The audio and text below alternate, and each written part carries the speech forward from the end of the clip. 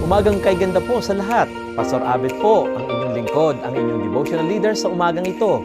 Lunes na naman, sama-sama po tayong makinig ng ating devotion sa umagang ito. Nang sa gayon, may baon tayong kalakasan para sa maghapong gawain. Mensaheng mula sa salita ng Diyos.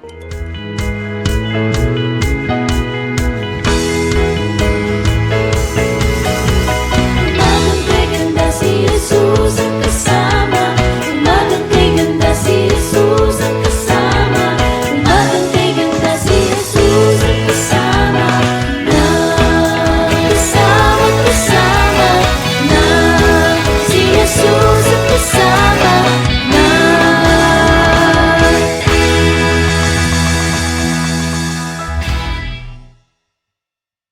Kay buti ng ating Panginoon, magtatapat sa habang panahon. Maging sa kabila ng ating pagkukulang, biyaya kay patuloy na laan. Katulad ng pagsinag ng itong araw, patuloy siyang nagbibigay panglaw. Kaya sa puso ko damdamin, katapatan niya'y aking pupurihin.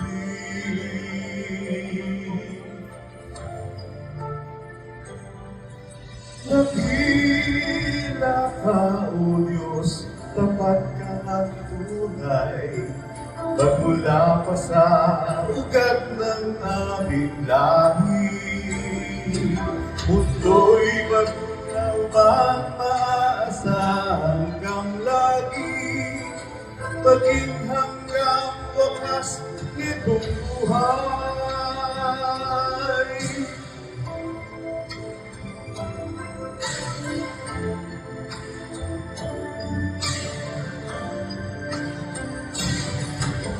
Kaya, O Diyos, ika'y aking pupurihin, sa buong mundo'y aking awitin. Dakila ang iyong katapatan, pag-ibig mo'y walang hanggan.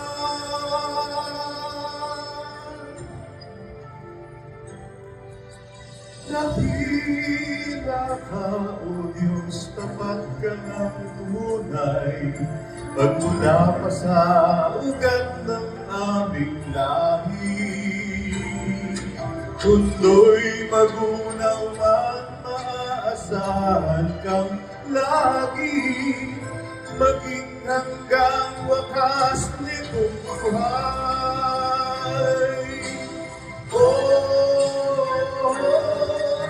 Dakila ka, O Diyos, sa habang panahon, katakakan mo'y matibay na sandigan.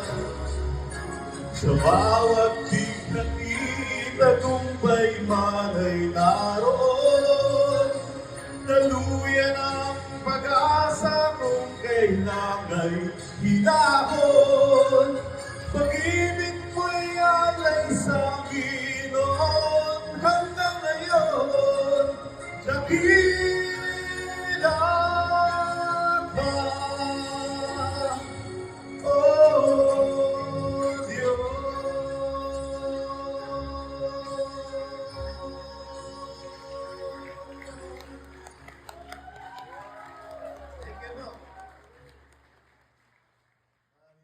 Ang ating pong teksto ay matatagpuan sa Luke chapter 1, verse 5 to 25, 57 to 80. Hayaan nyo pong ikwento ko na lamang ang tekstong ito o i-paraphrase. Ito ay yung paunang sinabi ang panganganak tungkol kay Juan Bautista. Na sa panahon ng paghahari ni Herodes, hari ng Judea, may isang paring nagngangalang Zacarias mula sa pangkat ni Abias na asawa ni Elizabeth, isang inapo ni Aaron. Pareho silang matuwid sa harapan ng Diyos at walang kapintasan sa kanyang mga utos. Ngunit wala silang anak dahil bahog si Elizabeth at matanda na sila. Habang naglilingkod sa templo, si Zacarias ay pinili sa pamamagitan ng palabunutan upang magsunog ng insenso. Habang ginagawa niya, nagpakita sa kanya ang isang anghel ng Panginoon na nagdulot ng takot. Sinabi ng anghel, "Huwag kang matakot, Zacarias. Dininig ang iyong panalangin.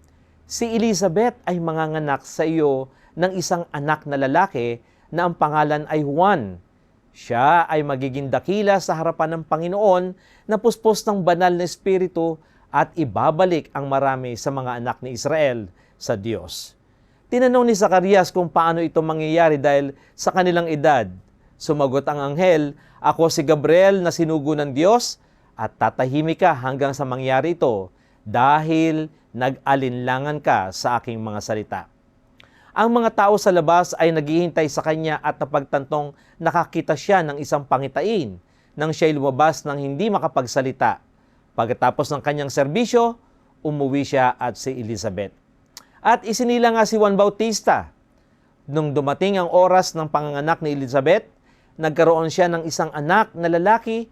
Ang kanyang kapitbahay at mga kamag-anak ay nagalak kasama niya. Nang marinig ang mga malaking awa ng Panginoon, sa ika-8 araw, pumunta sila upang tuliin ang bata at nais nilang pangalanan siyang Zacarias, ayon sa pangalan ng kanyang ama. Sinabi ni Elizabeth, hindi, tatawagin siyang Juan. Tinanong nila siya dahil walang kamag-anak na may ganong pangalan at bumaling kay Zacarias na kinumpirma sa pamamagitan ng pagsulat. Ang kanyang pangalan ay Juan. Kaagad nabuka ang kanyang bibig at nagsimula siyang purihin ng Diyos. Ang takot ay dumating sa mga kapitbahay na nag-isip tungkol sa kinabukasan ng bata. Kasunod nito ay ang hula ni Zacarias na puno ng banal na espiritu. Si Zacarias ay nagpropesiya, "Purihin ang Panginoong Diyos ng Israel sapagkat kanyang tinubos ang kanyang bayan at nagtaas ng sungay ng kaligtasan sa bahay ng kanyang lingkod ni sa David. Nangako siya ng awa sa ating mga ninuno at iniligtas tayo sa ating mga kaaway upang mapaglingkuran natin siya ng walang takot sa kabanalan at katuwiran sa lahat ng ating mga araw."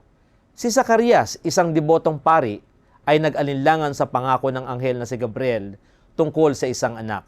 Ang kanyang pag-aalinlangan ay humantong sa pansamantalang katahimikan. Ngunit sa pagsilang ni Juan, ang puso ni Zacarias ay nag-uumapaw ng papuri. Ikaw, anak, ay magiging propeta ng kataas-taasan, paghahanda ng kanyang mga paraan, at pagbibigay ng kaalaman sa kaligtasan sa pamamagitan ng kapatawaran ng mga kasalanan. Dahil sa magiliw na awa ng Diyos, dadalawin tayo ng pagsikat ng araw mula sa itaas upang gabayan ang ating mga paa sa daan ng kapayapaan. Ang bata ay lumakas sa espiritu at nasa ilang hanggang sa kanyang pampublikong pagpapakita sa Israel. Ang topic po natin sa umagang ito ay may pinagatang Zechariah, From Doubt to Declaration. Mga kapatid, meron po bang mga lugar kung saan kinu-question mo ang plano ng Diyos, mga pagdududa at pagkakaroon ng takot? Nakaranas ka na ba ng mga panahon ng kawalan ng katiyakan o espiritual na emptiness, mga panahon ng katahimikan sa iyong buhay? Paano mo na ipapahayag ang pagpapasalamat at pananampalataya ngayon? Naipahayag mo ba ang kanyang kadakilaan? Well, sa umagang ito, ang kwento ni Zacarias ay maganda, paglalarawan ng tema ng kapangyarihan ng Diyos at ang kahalagahan ng pagtitiwala sa kanyang mga plano. Kapatid, hayaan mo na ibahagi ko ang ilang mahalagang puntong dapat isaalang-alang sa kwentong ating narinig sa Biblia. Pag-aalinlangan at kawalang katiyakan. Alam nyo, nakatagpo si Zacarias ang hindi inaasahang anunsyo o announcement ng anghel sa kanyang buhay. Nang sabi, subalit sinabi sa kanya ng anghel, "Huwag kang matakot, Zacarias, sapagkat pinakinggan ang panalangin mo at ang asawa mong si Elizabeth ay magsisilang sa iyo ng isang anak na lalaki at tatawagin mo siya sa pangalang Juan." At pagkatapos ng kanyang announcement na ito, ay nandun yung pagdududa at pag-aalinlangan ni Zacarias. Kaya tinanong ni Zacarias si Gabriel, Sinabi niya sa anghel, paano ko malalamang gayon nga? Sapagat ako'y matanda na at ang aking asawa ay puspos ng mga araw. Kaya't ang bunga nito ng kanyang pag-aalinlangan, ang sabi sa kanya kay Zacarias, ikaw ay magiging pipi. No? Magiging pipi hanggat hindi sinisilang at naibibigay yung kanyang pangalan. Now mga kapatid, ano ang makikita natin dito sa kwentong ito? Una, ang kapangyarihan ng Diyos sa buhay ni Zacarias. Sina Zacarias at Elizabeth ay matanda na at nawalan na sila ng pag-asa na magkaanak. Pero ganun pa man mga kapatid, kasama sa plano ng Diyos para sa kanila ang mahimalang kapanganakan ni Juan Bautista. Sa perpektong panahon para ihanda ang daan ng ating Panginoong Hesus. No? Second, it is a divine timing sa buhay ng mag-asawa ang kapanganakan ni Juan Bautista. At ang kapanganakan to ay tumupad sa mga propesiya sa lumang tipan tungkol sa isang tagapagpauna sa Mesiyas. Ito ay nagpapakita kung paano ang mga plano ng Diyos ay masalimuot na pinagtagpi-tagpi sa kasaysayan. Subalit ito'y katuparan ng propesiya ng Panginoon. Ikalawa, ang makikita natin dito ay yung pagtitiwala sa plano ng Diyos. Ang pagdududa ni Zacarias ay sumasalamin sa isang karaniwang pakikibaka ng tao na magtiwala sa mga pangako ng Diyos, lalo na kapag ang mga pangyayari ay tila napaka-imposible. Tingnan po natin ang pagdududa ni Zacarias sa simula.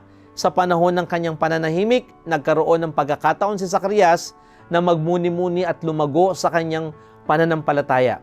Ang panahong ito ng paghihintay at pagsisiyasat ay nakakatulong sa kanya na maunawaan at magtiwala sa plano ng Diyos ng mas malalim. Nagkakaroon ng pagbabago sa pamamagitan ng katahimikan o pagbubulay-bulay. Ikatlo, sa buhay ni Zacarias ay naroon ang pagpapahayag ng kanyang pananampalataya.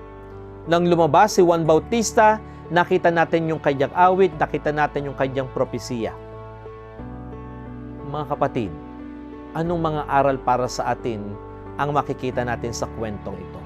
Una, sabi, magtiwala tayo sa timing ng Diyos.